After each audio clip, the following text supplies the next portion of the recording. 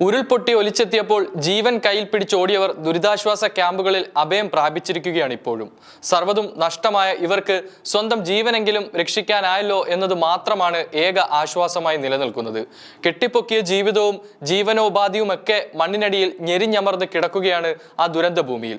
അതിനിടെ അതിദാരുണമായ കണ്ണിൽ ചോരയില്ലാത്ത ചില പ്രവൃത്തികളും മുണ്ടക്കയിലും ചൂരൽമലയിലും നടക്കുന്നുണ്ട്. ഭാഗികമായി നശിച്ച ചില വീടുകൾ മുണ്ടക്കയിലും ചൂരൽമലയിലും ഇപ്പോഴുമുണ്ട്.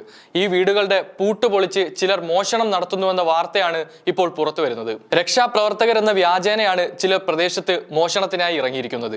തിരച്ചിലിനിടെ കണ്ടെത്തുന്ന വിലപിടിപ്പുള്ള വസ്തുക്കളെല്ലാം രക്ഷാപ്രവർത്തകർ അധികൃതരെ ഏൽപ്പിക്കുകയാണ് ചെയ്യുന്നത്. എന്നാൽ മോഷണം മാത്രം ലക്ഷ്യമിട്ട് ഇവിടെ എത്തിയിരിക്കുന്നവർ സർവ്വതും നഷ്ടമായ ഒരു ജനതയുടെ അവസാനത്തെ സമ്പാദ്യവും ഇല്ലാതാക്കുകയാണ്. അയൽ സംസ്ഥാനങ്ങളിൽ നിന്നടക്കം നിരവധി പേർ ഡിസാസ്റ്റർ ടൂറിസം എന്ന നിലയിലേക്കാണ് ചുരം കയറുന്നത്. ഇവിടെ വന്ന് ചിത്രങ്ങളും വീഡിയോകളും സെൽഫികളും പകർത്തി സമൂഹ മാധ്യമങ്ങളിൽ പങ്കുവെക്കുകയാണ് ഇക്കൂട്ടർ. സന്ദർശകർക്ക് കർശന നിയന്ത്രണമുണ്ടെങ്കിലും അതിനിടയിലും ഇത്തരം പ്രവർത്തികൾ നടക്കുകയാണ്. നാടൊന്നാകെ വയനാടിനൊപ്പം നിൽക്കുമ്പോൾ ദുരന്ത ബാധിതരെ കൈപിടിച്ചുയർത്താൻ തങ്ങളാലാവും വിധം എന്തെങ്കിലുമൊക്കെ ചെയ്യുമ്പോഴാണ് നാടിന് തന്നെ നാണക്കേടുണ്ടാക്കി ഒരു കൂട്ടർ ദുരന്ത ഭൂമിയിൽ കൊള്ള നടത്തുന്നത്.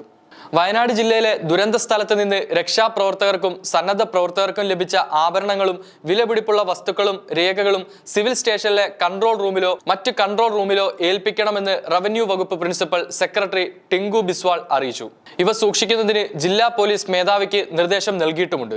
കൺട്രോൾ റൂമിൽ ലഭിച്ച വസ്തുക്കൾ പോലീസിന് കൈമാറി രസീത് കൈപ്പറ്റണം. ഇങ്ങനെ കൈമാറിയ വസ്തുക്കളുടെ പട്ടിക അഡീഷണൽ ഡിസ്ട്രിക്ട് മജിസ്ട്രേറ്റിന് കൈമാറണമെന്നും അദ്ദേഹം അറിയിച്ചു. ഉരുൾപൊട്ടൽ ദുരന്തമുണ്ടായ വയനാട്ടിലെ ചൂരൽമല മുണ്ടക്കൈ പ്രദേശത്ത് പോലീസിന്റെ രാത്രികാല പെട്രോളിംഗ് ഏർപ്പെടുത്തിയിരുന്നു. ദുരന്തത്തിന് ഇരയായവരുടെ വീടുകളിലോ പ്രദേശത്തോ രാത്രിയിൽ അതിക്രമിച്ച് കടക്കുന്നവർക്കെതിരെ നടപടിയെടുക്കുകയും ചെയ്യും. ഇവിടെയുള്ള വീടുകളിലോ പ്രദേശങ്ങളിലോ രക്ഷാപ്രവർത്തനത്തിന്റെ പേരിലോ അല്ലാതെയോ പോലീസിന്റെ അനുവാദമില്ലാതെ രാത്രികാലങ്ങളിൽ ആരും പ്രവേശിക്കാൻ പാടില്ല. അടിയന്തര സാഹചര്യങ്ങൾ ഉണ്ടായാൽ നേരിടാൻ ഒരു ഫയർഫോഴ്സ് ടീമും ചൂരൽമലയിൽ തുടരുന്നുണ്ട്. മാത്രമല്ല ബെയിലി പാലത്തിന് കരസേനയുടെ കാവലും ഉണ്ടാകും. അതേസമയം തന്നെ മുണ്ടക്കൈ ദുരന്തത്തിന്റെ പശ്ചാത്തലത്തിൽ ഭക്ഷണ വിതരണത്തിനായി ചിലർ പണപ്പിരിവ് നടത്തുന്നതായും വാർത്തകൾ പുറത്തു വരുന്നുണ്ട്. മന്ത്രി PA മുഹമ്മദ് റിയാസ് തന്നെയാണ് ഇക്കാര്യം ശ്രദ്ധയിൽപ്പെട്ടിട്ടുണ്ടെന്ന് കഴിഞ്ഞ ദിവസം വ്യക്തമാക്കിയത്. കേരളത്തിൽ എല്ലാം ജനകീയമാണ്. വളരെ ആത്മാർത്ഥമായി പാചകം ചെയ്ത് ഭക്ഷണം വിതരണം ചെയ്യുന്നവരുണ്ട്. അവരെല്ലാം ബഹുമാനിക്കുകയാണ്.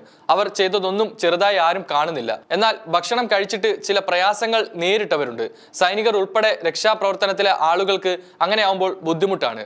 ഭക്ഷണത്തിന്റെ ഗുണനിലവാരം ഉറപ്പുവരുത്തണം.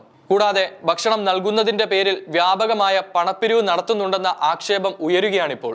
അതിലൊരു ശ്രദ്ധ വേണമെന്നായിരുന്നു PA മുഹമ്മദ് റിയാസ് കഴിഞ്ഞ ദിവസം പറഞ്ഞത്.